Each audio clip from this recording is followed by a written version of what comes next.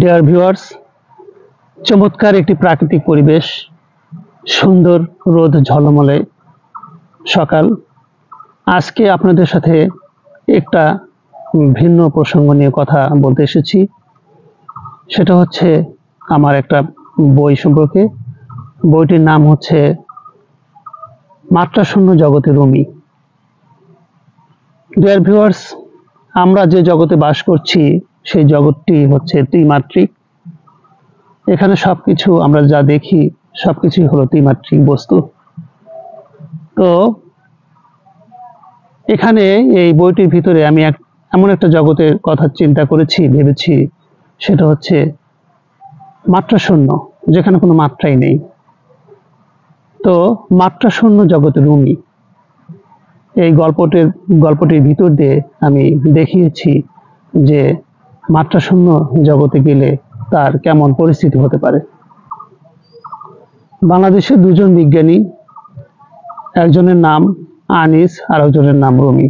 এই দুজন স্বামী স্ত্রী, তারা একই সাথে একটা অভিযানে বের হয়। সেটা হচ্ছে এমন একটা গ্রহ যেখানে কোনো জনমানব নেই, জনমানবহীন একটা গ্রহ।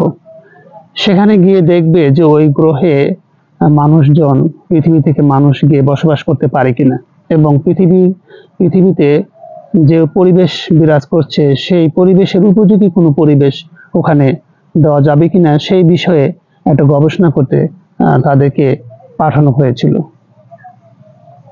সেখানে গিয়ে তাদের কার্যক্রম যথারীতি শুরু করে, তাদের গবেষণা শুরু করে। কিন্তু তাদের প্রতি নিষেধাজ্ঞা ছিল যে তারা স্বামী স্ত্রী হলেও তারা কখনো একে অপরের সাথে কোনো ঘনিষ্ঠতা করতে পারবে না। কিন্তু প্রকৃতির নিয়মে একটা সময় দেখা গেল তারা তাদের যে নিষেধাজ্ঞা ছিল সেটা তারা ভঙ্গ করে ফেলে, এবং ভঙ্গ করার ফলে তাদেরকে শাস্তি দেওয়া হয়।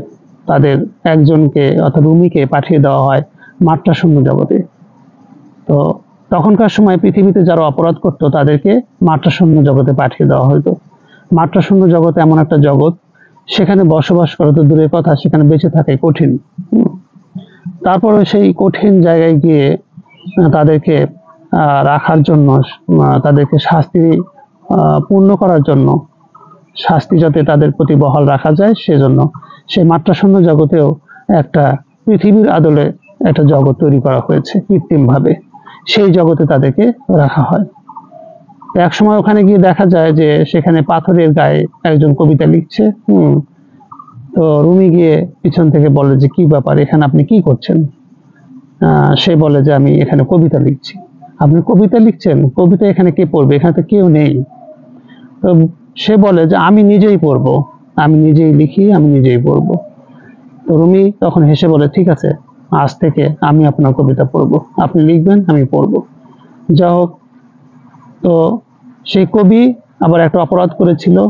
সেই অপরাধের কারণে তাকে মাত্রাশূন্য জগতে পাঠিয়ে দেওয়া হয়েছে।